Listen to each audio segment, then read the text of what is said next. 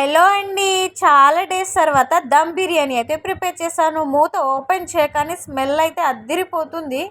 నిజం చెప్పాలంటే దమ్ బిర్యానీ చేసి 2-3 ఇయర్స్ అవుతుందేమో. రెగ్యులర్గా బిర్యానీ చేస్తా నార్మల్గా, కానీ దమ్ బిర్యానీ ప్రిపేర్ చేసి చాలా డేస్ అవుతుంది. టేస్ట్ అయితే అదిరిపోయిందబ్బా. టేస్ట్ని చూసి మా వాళ్ళైతే మనం ఒక మంచి బిర్యానీ పాయింట్ పెట్టుకోవచ్చు కదా అని అంటున్నారు. నిజానికి మెల్లిమెల్లిగా అదే ప్లాన్ చేసుకోవాలనిపిస్తుంది నాకు కూడా. నిజం బయట టేస్ట్కి ఏమాత్రం తగ్గిపోవట్లేదు. అంత మంచి ఫ్లేవర్ అయితే వస్తుంది నా బిర్యానీ. మెల్లిమెల్లిగా ఆన్లైన్ సర్వీస్ అయితే చేస్తాను. ఎవరికైనా బిర్యానీ కావాలంటే మనకు మెసేజ్ చేసేయండి.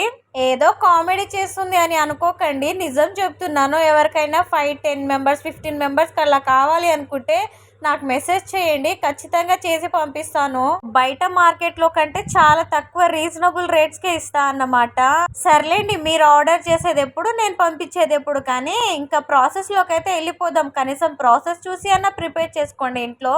ఫస్ట్ అయితే 1/2 kg చికెన్ అయితే ఫ్రెష్గా కడిగి పెట్టేసుకోండి. దాని తర్వాత వచ్చేసి 2 టేబుల్ స్పూన్ ఆఫ్ కారం తీసేసుకోండి. Next 1.5 table spoon of salt. Next అయితే 1/2 టేబుల్ స్పూన్ పసుపు. అండ్ నెక్స్ట్ వచ్చేసి 1/2 టేబుల్ స్పూన్ ధనియా పౌడర్. నెక్స్ట్ వచ్చేసి నేను ఈస్టర్న్ వారి బిర్యానీ మసాలా అయితే యూస్ చేస్తాను. నేను మరీ స్పైసీగా చేయట్లేదు కాబట్టి కొంచెం కొంచెం తీసుకుంటున్నాను. నెక్స్ట్ అయితే గరం మసాలా 1/2 టేబుల్ స్పూన్. తర్వాత గుప్పెడంత కొత్తిమీర, గుప్పెడంత పుదీనా అండ్ బ్రౌన్ ఆనియన్స్ నేను ఇంట్లోనే ప్రిపేర్ చేసుకున్నాను. నెక్స్ట్ వచ్చేసి 10 రూపీస్ పెరుగు ప్యాకెట్ ఉంటుంది కదా, ఫుల్ ప్యాకెట్ మొత్తం పోసేసి మంచిగా మ్యారినేట్ చేసుకోండి. నేనైతే అల్లం వెల్లుల్లి పేస్ట్ ఇక్కడ మర్చిపోయాను, తర్వాత యాడ్ చేసుకున్నాను.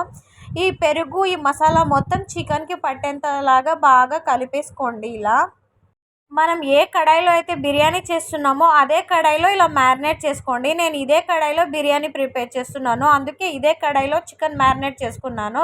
నెక్స్ట్ ప్రాసెస్ వచ్చేసి రైస్ పెట్టుకోవాలి. ఒక గిన్నెలో వేడి వాటర్ చేసేసుకొని హోల్ బిర్యానీ మసాలా మొత్తం వేసేసుకొని 1 టేబుల్ స్పూన్ ఆఫ్ ఆయిల్, ఒక హాఫ్ నిమ్మ చెక్క అయితే పిండేసుకోండి వాటర్లోకి. నేనైతే ఇంకా చెక్క మొత్తం వేసేస్తున్నాను.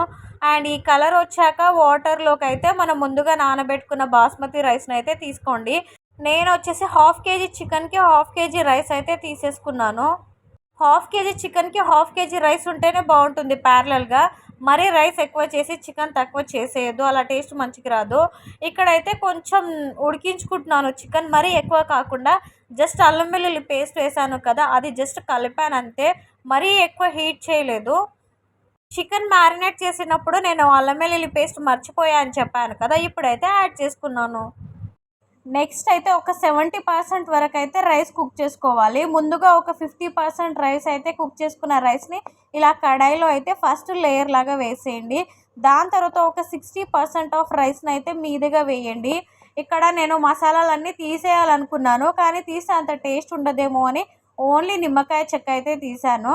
మొత్తం ఇలా 3 లేయర్స్గా రైస్ వేసుకున్న తర్వాత అయితే కొంచెం బ్రౌన్ ఆనియన్స్, కొంచెం ఎల్లో కలర్ ఫుడ్ వాటర్ అయితే ఇంకా కలరింగ్ కోసం అయితే కొంచెం పోసేసుకుంటున్నాను నేను. అండ్ ఎప్పుడు నేను నెయ్యి ట్రై చేయలేదు బిర్యానీలో, ఈసారి ఫస్ట్ టైం నేను నెయ్యి వేసి ట్రై చేయాలనుకుంటున్నాను.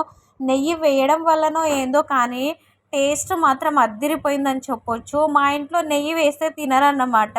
ఈసారి చాలా తక్కువ క్వాంటిటీలో చేస్తున్నా కదా అనేసి నెయ్యి అయితే వేసేసాను. మూత పెట్టేసి మూత మీద మంచిగా బరువు గిన్నె లాంటిది ఏమైనా పెట్టేసి ఒక 25 మినిట్స్ అయితే లో ఫ్లేమ్లో అయితే దమ్ చేసుకోవాలి.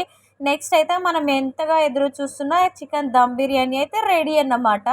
నేను నిజం చెప్తున్నాను, మూత తీయంగానే ఫ్లేవర్ అయితే అద్దిరిపోయింది. స్మెల్ అసలు ఇంట్లో మొత్తం స్మెల్ వచ్చేసింది. ఈ బిర్యానీ అయితే అంత మంచి టేస్ట్ వచ్చింది.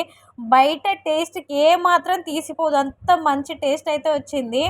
చాలా అంటే చాలా హ్యాపీ అనిపించింది. చాలా డేస్కి దమ్ బిర్యానీ చేశాను కదా. అండ్ ఈ బిర్యానీ చూసి మీకు ఎలా అనిపిస్తుందో కామెంట్ చేయండి. దమ్ బిర్యానీ అంటే ఎంత హడావిడినో, ఎంత టైం పడుతుందో అని అస్సలు అనుకోకండి. చాలా సింపుల్ ప్రాసెస్లో నా వీడియో అయితే ఫాలో చేసేసేయండి. మంచి టేస్ట్ అయితే అదిరిపోతుందని చెప్తాను. అండ్ రైస్ కూడా చూడండి ఎంత పలుకుగా, చికెన్ ఎంత మెత్తగా, ఎంత బాగుందో అసలు. నాకైతే మస్తు నచ్చింది. మీకు కనుక ఈ వీడియో నచ్చితే ప్లీజ్ లైక్, షేర్, సబ్స్క్రైబ్ చేసుకోండి. అండ్ బాయ్ మరి. అండ్ ఇంకా ఎలాంటి వీడియోస్ కావాలో కామెంట్ చేయండి. లాస్ట్ వరకు ఈ వీడియో చూసిన వాళ్ళకి ప్రతి ఒక్కరికి థ్యాంక్ యూ సో